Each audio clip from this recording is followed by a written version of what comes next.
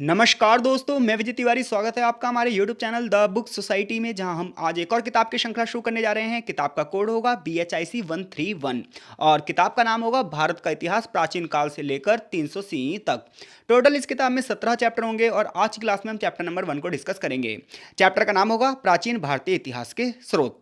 तो देखो भाई, अगर आपको प्राचीन भारत के इतिहास के बारे में जानना है तो आप किन किन चीज़ों का प्रयोग करते हैं, किन किन स्रोतों का प्रयोग करते हैं और वो स्रोत कितने सटीक होते हैं, वो स्रोत कितनी सही जानकारी देते हैं, इन सब चीज़ का वर्णन इस चैप्टर में किया जाएगा।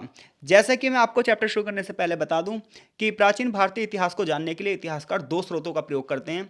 एक होते हैं साहित्यिक स्रोत और एक होते हैं पुरातात्विक स्रोत।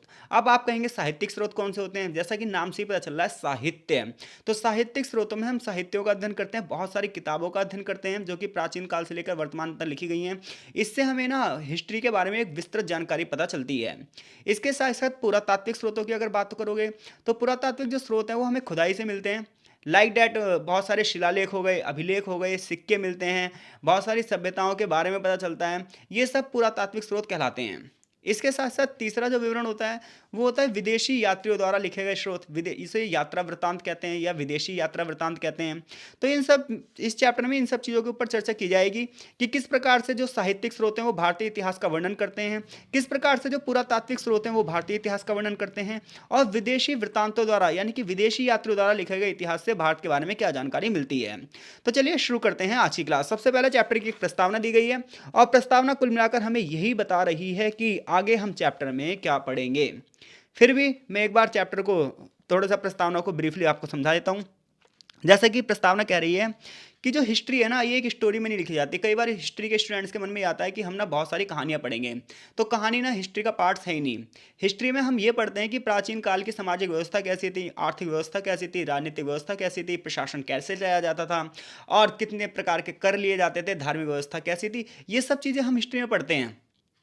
तो अब हमें इस हिस्ट्री के बारे में जानना है कि भाई आज से 5,000 साल पहले, आज से 3,000 साल पहले, आज से 2,000 साल पहले, आज से 1,500 साल पहले सामाजिक व्यवस्था कैसी थी, राजनीतिक व्यवस्था कैसी थी, आर्थिक व्यवस्था कैसी थी। तो इसके बारे में इतिहासकार आज अलग अलग तरीके से अलग अलग तकनीकों का प्रयोग कर रहे हैं। पहले टेक्नोलॉजी इतनी ज़्यादा हाई नहीं थी, तो इसलिए ज़्यादातर इतिहास की जानकारियाँ क्या थीं, तो उपलब्ध भी नहीं थी, ज़्यादातर जानकारियाँ विलुप्त थीं। लेकिन वर्तमान में जैसे C14 विधि आ गई, यानी कि कार्बन 14 विधि आ गई, कार्बन डेटिंग विधि आ गई, जिसके बारे में अगले चैप्टर में आपको पता भी चलेगा कि कार्बन डेटिंग विधि से हम पत्थरों के 50,000 साल पुराने तक के इतिहास के बारे में जान सकते हैं। यानी कि कार्बन डेटिंग विधि से आप 50,000 साल पुराना इतिहास जान सकते हैं। ये पत्थरों पर प्रयोग की जाने वाली विधि है, जिसके बारे में अगले चैप्टर में हम पढ़ेंगे भी।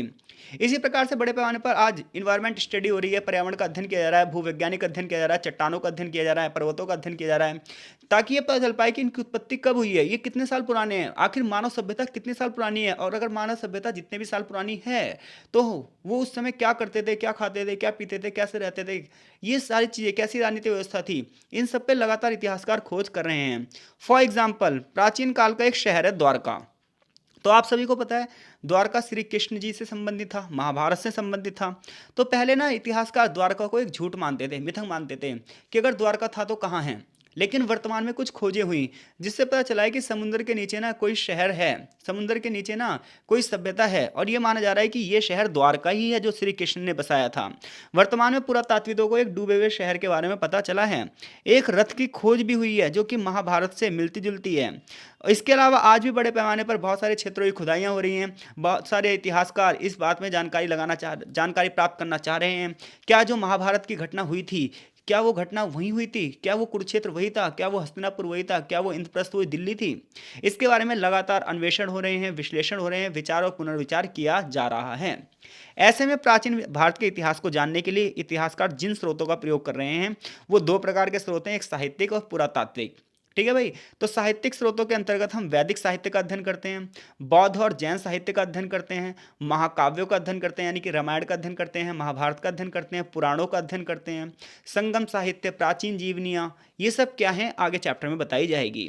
जबकि पुरातात्विक स्रोतों में हम मुद्राओं का अध्ययन करते हैं, अभिलेखों का अध्ययन करते हैं, शिलालेखों का अध्ययन करते हैं, पुरालेखों का अध्ययन करते हैं। तो इतिहासकारों की अगर बात करें तो इतिहासकार सबसे ज़्यादा जो प्रधान मानते हैं वो अभिलेखों को मानते हैं। अब आप कहोगे अभिलेख क्या हैं? तो देखो, प्राचीन काल में दीवारों पर, मृदभांडों पर, औजारों पर, यानी कि कुल मिलाकर प्राचीन काल में पत्थरों पर और धातुओं पर जो लेख लिखे जाते थे उन्हें क्या कहते थे? अभिलेख। प्राचीन काल में दीवारों पर, औजारों पर, मृदभांडों पर जो लेख पाए गए वो कौन से लेख हैं? अभिलेख। और अगर मैं एक लाइन में बताऊं तो अभिलेख क्या होते हैं? तो प्राचीन काल में दीवारों पर और धातुओं पर जो लेख पाए गए वो सब क्या थे? अभिलेख थे। इसके अलावा बड़े पैमाने पर हमें खुदाइयों से मंदिरों के अवशेष मिले हैं, सिक्के मिले हैं, घरों के अवशेष मिले हैं, खंभों के गड्ढे मिले हैं, मिट्टी के बर्तन मिले हैं, जिनसे हमें प्राचीन काल के इतिहास के बारे में बहुत सारी जानकारियाँ मिलती हैं। और समय के हिसाब से इतिहास को 3 भागों में बांटा जाता है: प्राचीन काल, मध्यकालीन काल और आधुनिक काल। ठीक है भाई। तो अगर हम प्राचीन काल के बारे में अध्ययन करें तो उस समय लेखन कला नहीं थी, इसलिए हमें उस सब चीज़ों के बारे में हमें पूरा तात्विक विवरण से ही पता चलता है। हड़प्पा से पहले का अगर आप टाइम पीरियड देखोगे तो जो महापाषाण काल था, निम्न पाषाण काल था, मध्य पाषाण काल था, वहाँ हमें लिखित स्रोत नहीं पता चले हैं। मानव बस्तियाँ 20 लाख साल पुरानी हैं लेकिन हमें लिखित स्रोत नहीं मिले हैं। तो ऐसे में जो ये पुरातात्विक स्रोत होते हैं, खुदाई के दौरान जो सामान मिलता है, ये इतिहास को जानने का एक बहुत बड़ा स्रोत कहला जाता है। तो ऐसे में स्रोतों को 2 भागों में बांटा जाता है, एक प्राथमिक स्रोत और एक द्वितीयक स्रोत। जब आप प्राथमिक स्रोतों की बात करोगे तो मंदिरों से जो अभिलेख मिले हैं, लिखित जो दस्तावेज मिले हैं, ताल पत्रों पर जो चीज़ें लिखी हुई हैं वो उनके बारे में, चट्टानों पर जो चीज़ें लिखी हुई हैं, तांबे की तश्तरी पर जो चीज़ें लिखी हुई हैं, बर्तनों पर जो शिलालेखों पर लिखे गए हैं, ये सब प्राथमिक स्रोत हैं। जबकि जो किताबें हैं, लेख हैं, इतिहास की पुस्तकें हैं, ये सब ना द्वितीयक स्रोत कहलाती हैं। ठीक है भाई। लिखित स्रोत भी 2 प्रकार के होते हैं, एक शिलालेख और एक प्रकाशित सामग्रियाँ। शिलालेख वो होते हैं जो शिलाओं पर लिखे जा रहे हैं, पत्थरों पर लिखे जा रहे हैं। जबकि प्रकाशित सामग्रियाँ कौन सी हैं? जो कि देखो, शिलालेखों में पांडुलिपियाँ भी आएंगी जो हाथों से लेख लिखे जा रहे हैं, जबकि प्रकाशित सामग्रियों में आएगी जब मशीनीकरण हो जाएगा, मुद्रण हो जाएगा तो बहुत सारी किताबें छपेंगी। ठीक है भाई। तो चैप्टर की जो प्रस्तावना है वो हमें कुल मिलाकर ये बताती है कि अगर आपको प्राचीन काल के इतिहास के बारे में जानना है तो बहुत सावधानी बरतनी पड़ेगी आपको। और इन को हम जिन स्रोतों से जानते हैं उन स्रोतों को 2 भागों में बांटा जाता है, एक साहित्यिक स्रोत और एक पुरातात्विक स्रोत। तो आई होप सो प्रस्तावना ने ये आपके सामने क्लियर कर दिया होगा कि चैप्टर में हम क्या पढ़ने वाले हैं। कुल मिलाकर हम यही पढ़ने वाले हैं कि हमें प्राचीन भारत के बारे में पता कैसे चलेगा। तो चलिए सबसे पहले जानते हैं साहित्यिक स्रोतों के बारे में। तो देखो भाई, जब भी आप किसी साहित्य का अध्ययन करते हैं, जब भी आप किसी किताब का अध्ययन करते हैं तो ना उस किताब का अध्ययन करते वक्त आपको बहुत सारी सावधानी बरतनी चाहिए। क्योंकि सबसे पहले हमें देखना चाहिए कि कोई साहित्य लिखा क्यों गया और साहित्य में किसके बारे में लिखा है, साहित्य कौन लिख रहा है, उसकी सोच किस टाइप की है। जैसे कि जब हम महाभारत का अध्ययन करते हैं तो हमें ये पता होना चाहिए पहली बात तो महाभारत लिखी क्यों गई, किसने लिखी, क्या वो राजवंश के करीब था व्यक्ति, कहीं वो अपने राजा का गुणगान तो नहीं करना चाहता। ऐसी तमाम चीज़ों का हमें ना अध्ययन करना पड़ता है जब हम किसी किताबों का अध्ययन करते हैं। अगर आप आंख बंद करके किसी किताब का अध्ययन कर रहे हैं तो आप गलत नॉलेज ही गेट करेंगे। तो इसलिए इतिहासकार क्या कहता है कि जब भी आप प्राचीन भारतीय ग्रंथों का अध्ययन करो या किसी भी देश के ग्रंथों का अध्ययन करो तो आपके मन में कुछ क्वेश्चंस रहने चाहिए। उदाहरण के लिए कि इस ग्रंथ की रचना क्यों की गई, इस ग्रंथ की रचना किसके लिए की गई, समाज पर इसका क्या प्रभाव पड़ रहा है, संस्कृति पर इसका क्या प्रभाव पड़ रहा है। तभी आपको पता चलेगा कि वो ग्रंथ आदर्श है या नहीं है। क्योंकि किताबें तो लाखों करोड़ों लिखी जाती हैं बट उनमें से कुछ ही पॉपुलर हो पाती हैं जो कि समाज और संस्कृति पर एक बहुत गहरा इम्पैक्ट डालती हों। क्या उस समय जो हो रहा था उसका सटीक विवरण किताब में है? क्योंकि जब आप बहुत सारे साहित्यों को पढ़ोगे तो आपको ना बड़े बड़े राजाओं महाराजाओं के बारे में पता चलेगा, व्यापारियों के बारे में पता चलेगा, लेकिन आम जनता के बारे में कुछ नहीं लिखा। तो इससे हम क्या समझें, क्या वो चीज़ सही लिखी गई है या फिर वो किसी को इम्प्रेस करने के लिए लिखी गई है। तो ऐसे में जो इतिहासकार भारतीय ग्रंथों का अध्ययन कर रहे हैं वो इन सभी पहलुओं पर जोर देते हैं। जैसे कि एक प्रसिद्ध इतिहासकार है उपिंदर सिंह, उन्होंने ये भी कहा है कि जब हम किसी ग्रंथ का अध्ययन करते हैं तो हमें देखना चाहिए वो किस समय से रिलेटेड है और उस समय में कौन कौन सी समस्याएं हैं। कह रहा है जो ग्रंथ लंबे रचना काल के समय के लिए लिखे जाते हैं वो बहुत कठिन हो जाते हैं। जैसे कि जब आप महाभारत का अध्ययन करोगे तो वो एक बहुत बड़े समय टाइम पीरियड के बारे में बताता है। ऐसे में इतने बड़े टाइम पीरियड के बारे में कैसे पता होगा किसी लेखक को, ये बड़ा समस्या हो जाती है।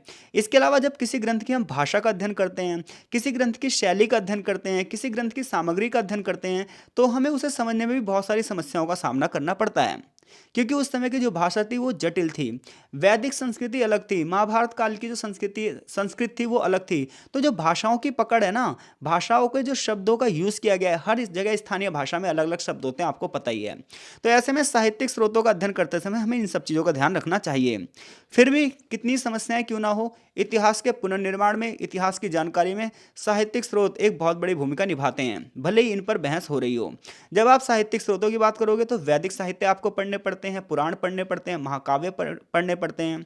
कुछ विद्वान ये कहते हैं कि जो भारत का साहित्य है ना, इसमें हिस्ट्री नहीं है। भारत का साहित्य तो धर्म से रिलेटेड है, ये धार्मिक ग्रंथ हैं, ये तो धर्म की किताबें ली हैं। इसमें तो दंत कथाएं हैं, चलते फिरते लोगों से सुनी सुनाई कथाएं हैं, इसमें तो अनुष्ठान है, प्रार्थना है।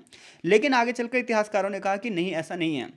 हमारे जो साहित्य है वो सिर्फ धार्मिक साहित्य नहीं है। जैसे महाभारत का अध्ययन करना सिर्फ श्री कृष्ण के बारे में अध्ययन करना नहीं है, पांडवों के बारे में अध्ययन करना नहीं है, बल्कि महाभारत हमें उस टाइम पीरियड की सामाजिक व्यवस्था के बारे में बता रहा है, आर्थिक व्यवस्था के बारे में बता रहा है, उस समय समाज में क्या नियम संचालित थे उसके बारे में बता रहा है। ऐसे जब आप महाकाव्य महाभारत का रामायण का अध्ययन करोगे तो रामायण से श्री राम और रावण के बीच की युद्ध की कहानी नहीं है, बल्कि ये सामाजिक व्यवस्था के बारे में बता रही है, राजनीतिक व्यवस्था के बारे में बता रही है। ये एक आदर्श पुरुष के बारे में बता रही है कि एक आदर्श व्यक्ति से ये समाज क्या क्या अपेक्षाएं रखता है।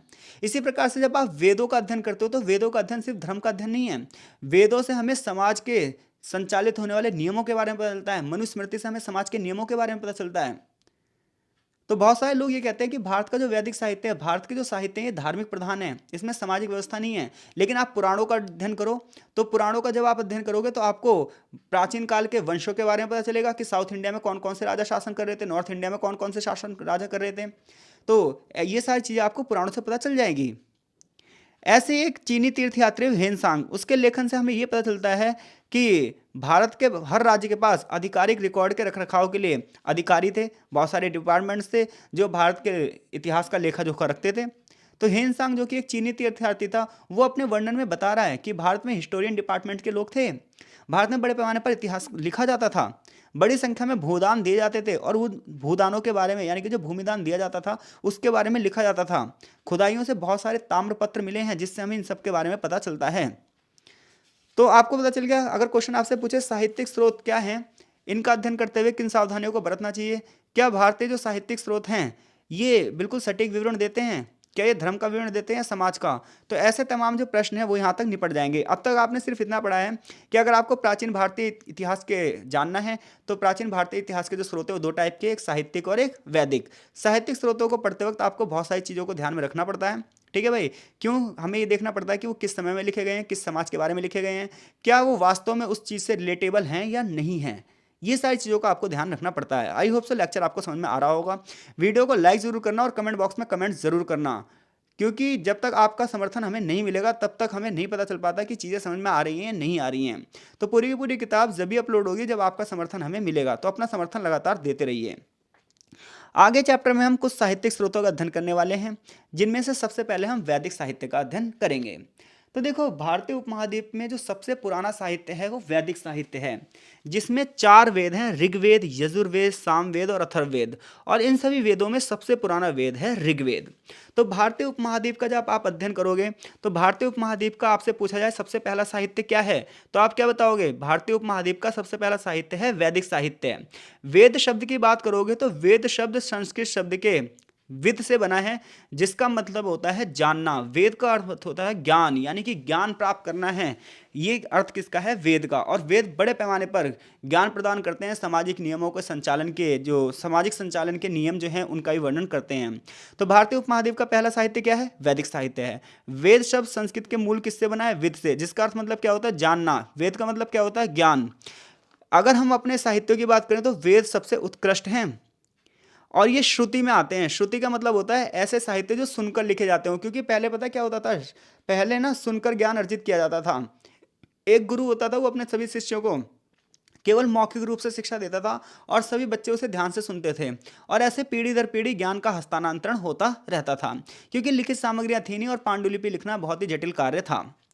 तो ऐसे में एक पीढ़ी से दूसरी पीढ़ी जो है ये क्या हुआ? श्रुति स्रोतों के रूप में जाने गए, यानी कि सुन सुनकर। ये माना जाता है सबसे पहली बार मनुष्य के कानों में जो वेद साहित्य लिखा, उस वेद साहित्य बोला, वो भगवान ब्रह्मा ने कहा। यानी कि भगवान ब्रह्मा ने कुछ शब्दों को क्या करा? मनुष्य के कानों में बोला और आगे चलकर इस प्रकार से ज्ञान की ये परंपरा शुरू हो गई। यानी कि ज्ञान की परंपरा कहाँ से शुरू हुई है? ब्रह्मा जी से। फिर उन्होंने मनुष्य को फिर पीढ़ी दर पीढ़ी, पीढ़ी दर पीढ़ी, पीढ़ी दर पीढ़ी श्रवण साहित्य यानी कि श्रुति साहित्यों का वर्णन किया जाने लगा। इसे वैदिक संस्कृति कहा जाता है। वैदिक संस्कृति का जब आप अध्ययन करोगे तो ये शास्त्रीय संस्कृत से अलग है। यानी कि जो शास्त्रीय संस्कृत भाषा है वो अलग है, और वैदिक संस्कृत की जो भाषा, वैदिक संस्कृत जो है वो अलग है। यहाँ पर बड़े पैमाने पर व्याकरण का प्रयोग किया गया है, उच्चारण का प्रयोग किया गया है। हर मंत्र के उच्चारण का अपना एक प्रोसेस है। यानी कुछ मंत्र ऐसे होते हैं जो धीरे बोले जाते हैं, कुछ मंत्र ऐसे होते हैं जिन्हें बोलते बोलते आवेश में आना पड़ता है, उत्तेजित होकर बोलना पड़ता है, तेज आवाज में बोलना पड़ता है। तो हर मंत्र के बोलने के तरीके भी अलग हैं, हर मंत्र के स्वर के भी तरीके अलग हैं। इसके अलावा ये हजारों साल से लगातार प्रचलन में है।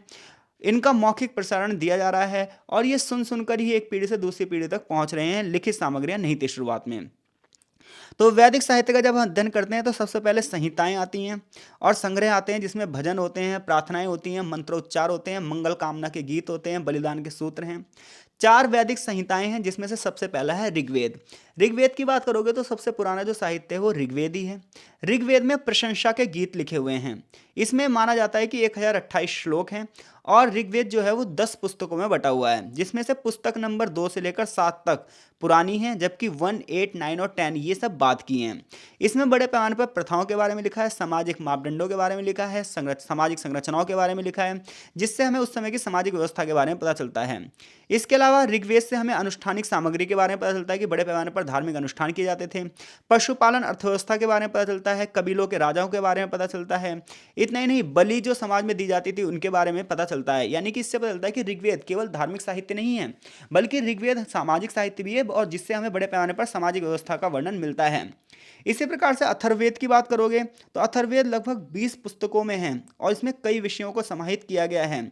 इसमें कविताएं हैं, मंत्र हैं, छंद हैं, जो कि बड़े पैमाने पर लाभार्थियों के लिए बोले जाते हैं। इसके अलावा कोई व्यक्ति बीमार है, किसी को चोट लग गई है, तो उसके ठीक करने के लिए उपचार भी अथर्ववेद में हैं। पुस्तक नंबर 13 से लेकर 18 तक बहुत सारे संस्कार लिखे हुए हैं, जैसे कि क्या हमें सीखना चाहिए, विवाह किस तरीके से होने चाहिए, अंतिम संस्कार कैसे होने चाहिए, दरबारियों के कर्तव्य क्या होते हैं, पुजारियों के कर्तव्य क्या होते हैं। ये सब चीज़ें हमें अथर्ववेद से मिलती है। तो बहुत सारे अज्ञानी लोग सोचते हैं कि वेद सिर्फ ना हिंदुओं का साहित्य है। ऐसा कुछ नहीं है। वेदों का अध्ययन सबको करना चाहिए, क्योंकि ये प्राचीन भारत के इतिहास के बारे में एक बहुत बड़ी जानकारी दे रहे हैं। ऐसी एक वेद है सामवेद। सामवेद की बात करो तो संगीत की जड़ें आपको सामवेद में मिलती हैं। ध्वनि, संगीत, विशेष रूप से मंत्रों की संरचना और जितने भी सिद्धांत हैं, ये बड़े पैमाने पर सामवेद में लिखे गए हैं। सामवेद का एक भाग है गंधर्व वेद, जिसे उपवेद के नाम से भी जाना जाता है। गंधर्व वेद में बड़े पैमाने पर आपको म्यूजिकल इंस्ट्रूमेंट्स के बारे में लिखा है, यानी कि जितने भी वाद्य यंत्र होते हैं उन्हें बजाने के नियम लिखे गए हैं। वीणा के बारे में लिखा हुआ है। तो ऋग्वेद से हमें सामाजिक नियमों के बारे में पता चलता है, अथर्ववेद से हमें दरबारी संस्कृति के बारे में पता चलता है, सामवेद से हमें संगीत के बारे में पता चलता है। अब नंबर आता है यजुर्वेद का। यजुर्वेद जो है ये पूजा अनुष्ठानों से संबंधित है। इसमें ये टोने टोटके और जादुई दुनिया से संबंधित है। इसमें बड़े पैमाने पर बहुत सारी चीज़ें लिखी गई हैं, जैसे अग्निदेव को कैसे खुश करना है, वसंत ऋतु आए, मानसून ऋतु आए, शरद ऋतु आए तो इसका स्वागत कैसे करना है, वाजपेयी यज्ञ और राष्ट्रीय यज्ञ अगर आपको करवाने हैं तो ये यज्ञ कैसे होंगे, इन सब का वर्णन आपको यजुर्वेद में लिखा हुआ है। वेदों के अलावा ब्रह्मारण्यक, उपनिषद, कथा उपनिषद, ईश, ये सब भी वैदिक साहित्य में आते हैं। अब तक हमने सिर्फ इतना सा बढ़ा है कि भारतीय उपमहाद्वीप का सबसे पहला साहित्य क्या है? वैदिक साहित्य है, जिसमें 4 वेद ऋग्वेद, यजुर्वेद, सामवेद, अथर्ववेद आते हैं।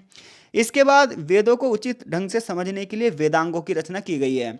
यानी कोई आपसे पूछे वेदांग क्या होते हैं, तो आप बताओगे वेदों को समझने के लिए वेदांग की रचना की गई है।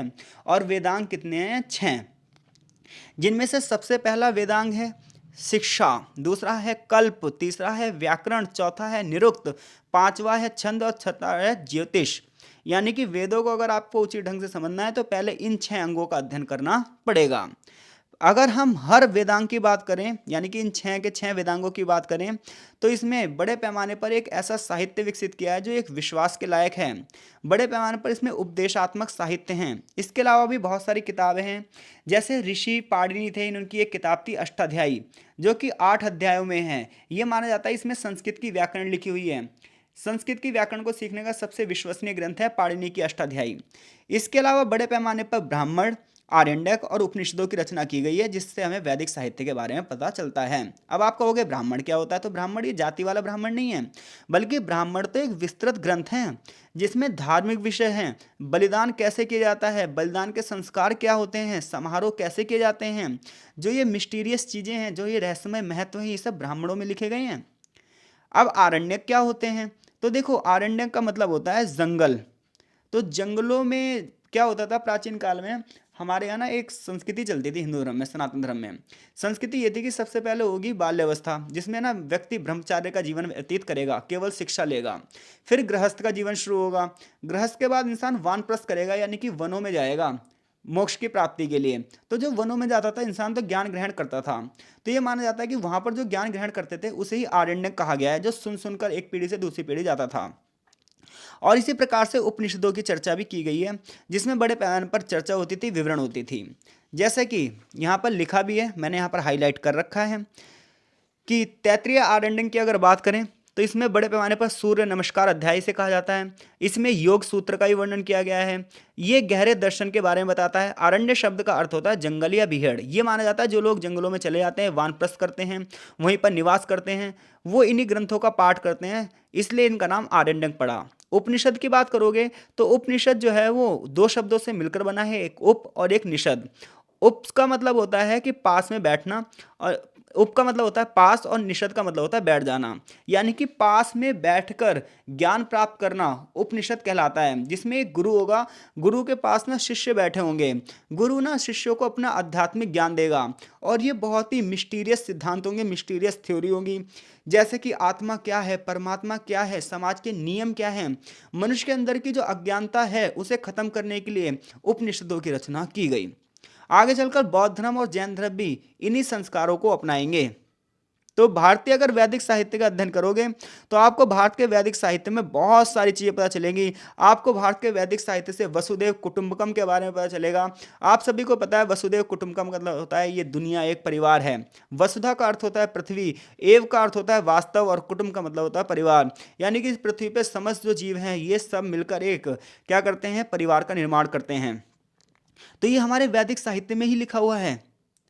इसी प्रकार से अतिथि देवो भव, अतिथि देवो भव की बात करोगे तो तैत्तिरीय उपनिषद का अध्ययन करोगे तो तैत्तिरीय उपनिषद में अतिथि देवो भव है कि पारंपरिक हिंदू धर्म में किसी एक देवता की पूजा में 5 चरण होते थे जो मेहमानों का स्वागत करने के लिए माने जाते थे। सबसे पहले धूप अर्पित की जाती थी, फिर दीप जलाया जाता था, फिर तर्पण दिया जाता था, यानी कि पानी से छींटे मारी जाती थी, फिर तिलक लगाया जाता है, और फिर पुष्प अर्पण किए जाते हैं। इस प्रकार से भगवान को अतिथि मानकर बुलाया जाता है। सत्यमेव जयते तो आपने बहुत सुना होगा। सत्यमेव जयते भी हमारे वैदिक साहित्य का ही अंश है। एक उपनिषद है जिसका नाम है मुंडक उपनिषद। मुंडक उपनिषद में सत्य की खोज, सत्यमेव जयते एक वाक्य लिखा हुआ है। आगे चलकर मदन मोहन मालवीय, जो कि भारतीय राष्ट्रीय कांग्रेस के अध्यक्ष भी रहे थे, उन्होंने राष्ट्रीय आंदोलन में सत्यमेव जयते को एक नारा बना दिया था। आगे चलकर जो हमारा अशोक चक्र है, राष्ट्रीय प्रतीक है, उस पर भी सत्यमेव जयते लिखा हुआ था। यह माना जाता है कि पूरा पूरा जो वैदिक साहित्य ये ईश्वर द्वारा प्रकट किया गया था, क्योंकि किस व्यक्ति ने इसकी रचना करी थी इसके बारे में आज भी नहीं पता। इसलिए वैदिक साहित्य को बहुत ज़्यादा पवित्र माना जाता है। ये हजारों सालों तक फैला हुआ एक ग्रंथ है, और इससे हमें हजारों सालों के ही भारत के इतिहास के बारे में पता चलता है। इस दुनिया में जितने भी रिलीजियन हैं उन सब के बारे में सबको पता है कि भाई इसने इसकी स्थापना करी थी, इसने इसकी स्थापना करी थी, लेकिन जो सनातन धर्म है उसके बारे में ऐतिहासिकता नहीं है कि सबसे पुराना धर्म ही यही है। हजारों सालों का, लाखों सालों का इतिहास है इसका। और ऐसी वेद हैं। ऋग्वेद भारत का सबसे पुराना ग्रंथ है। इसकी पुस्तकें 2 से लेकर 7 तक सबसे पुरानी हैं। इन्हें पारिवारिक पुस्तकें भी कहा जाता है, क्योंकि किसी एक विशेष ऋषि ने इनका जो है लेखन किया था। तो हर एक जो ऋषि था उसका जो परिवार था उसके आधार पर इसका वर्णन किया गया है। कुछ लोग कहते हैं कि लगभग 1000 से लेकर 1500 सन के आसपास इसकी रचना की गई होगी, वो भी ईसा पूर्व में। ध्यान रखना, ईसा पूर्व का मतलब यह है कि 0 से पहले, लगभग यानी कि आज से 3-3.5 साल पहले वैदिक साहित्य की रचना, खासतौर पर ऋग्वेद की रचना की गई होगी। अधिकांश वैदिक साहित्यों में गीत लिखे हुए हैं, प्रार्थना लिखी हुई है, धर्मशास्त्र लिखे हुए हैं, धार्मिक मामले लिखे हुए हैं, जिससे हमें उस समय के राजनीतिक, धार्मिक और सामाजिक जीवन के बारे में पता चलता है। जैसे कि जब आप ऋग्वेद का अध्ययन करोगे ना, तो ऋग्वेद में पशुपालन के बारे में लिखा हुआ है, कृषि वर्ग के बारे में लिखा हुआ है, जाति के बारे में लिखा हुआ है, समाज के बारे में लिखा हुआ है। ये सारी चीज़ें वहाँ पर वर्णन किया गया है। तो कुल मिलाकर अगर आप वैदिक साहित्य का अध्ययन करते हो तो भारत का पहला साहित्य कौन सा है? वैदिक साहित्य है, जिसमें ऋग्वेद, यजुर्वेद, सामवेद, अथर्ववेद से हमें उस समय के सामाजिक नियम, अर्थव्यवस्था, राजनीतिक, संस्कृति के बारे में पता चलता है। वेदों को समझने के लिए किसकी रचना की गई है? वेदांग की रचना की गई है। इसके अलावा जो ब्राह्मण ग्रंथ हैं, आरण्यक ग्रंथ हैं, उपनिषद ग्रंथ हैं, इसके माध्यम से भी ज्ञान जो है एक पीढ़ी से दूसरी पीढ़ी में ट्रांसफर किया जा रहा है। वसुदेव कुटुंबकम, अतिथि देवो भव और सत्यमेव जयते जैसे जो विचार हैं, ये भारत के वैदिक साहित्य से ही लिए गए हैं। सबसे पुराना जो वेद है वो ऋग्वेद है, ठीक है भाई, और इन्हें पारिवारिक पुस्तकें भी कहा जाता है। इसके अलावा ग्रंथों की एक और श्रेणी है श्रुति, जिसे ये माना जाता है कि ये सुनकर क्रम कांडों पर आधारित है। जितने भी सूत्र ग्रंथ हैं ये कर्म कांडों पर आधारित है और ये सुनकर एक पीढ़ी से दूसरी पीढ़ी ट्रांसफर किए गए हैं। जैसे कि श्रोत सूत्र जो हैं, इनमें बलिदान करने के नियम हैं। गृह सूत्र में घर और दैनिक जीवन के सरल समारोह के नियम हैं। धर्म सूत्र जो हैं ये कानूनी पुस्तकें हैं कि समाज में किस प्रकार से रूल और रेगुलेशन होंगे। जैसे कि आपने सुना होगा मनुस्मृति, तो मनुस्मृति हो गई, नारद स्मृति हो गई, यज्ञ वल्क स्मृति हो गई, ये सब कानूनी पुस्तकें थी। तो इस प्रकार से आप साहित्य का अध्ययन समझ गए हो। तो आगे चैप्टर में जो हमें बताया जाएगा वो कौटिल्य के अर्थशास्त्र, महाकाव्य, पुराणों के बारे में बताया जाएगा, संगम साहित्य के बारे में बताया जाएगा, नाटकों के बारे में बताया जाएगा, बौद्ध और जैन साहित्य के बारे में बताया जाएगा। लेकिन इन सब की चर्चा हम इस चैप्टर के पार्ट 2 में करेंगे। देखो इस किताब के जो चैप्टर हैं वो लगभग 30 40 पन्नों के हैं। टोटल किताब में 450 पेजेस हैं। तो एक लेक्चर में हम एक लेक्चर में एक चैप्टर कंप्लीट नहीं हो पाएगा। एक चैप्टर के लिए कम से कम 2 3 लेक्चर होंगे अगर हमें अच्छे से समझना है तो। इसलिए वीडियो पहले से अपलोड की जा रही है। आशा है आपको चीज़ें समझ में आएंगी। कमेंट बॉक्स में कमेंट जरूर कीजिएगा ताकि हम इस पुस्तक को कंटिन्यू कर सकें। मिलते हैं आपसे नेक्स्ट लेक्चर में, तब तक के लिए आपका बहुत बहुत धन्यवाद।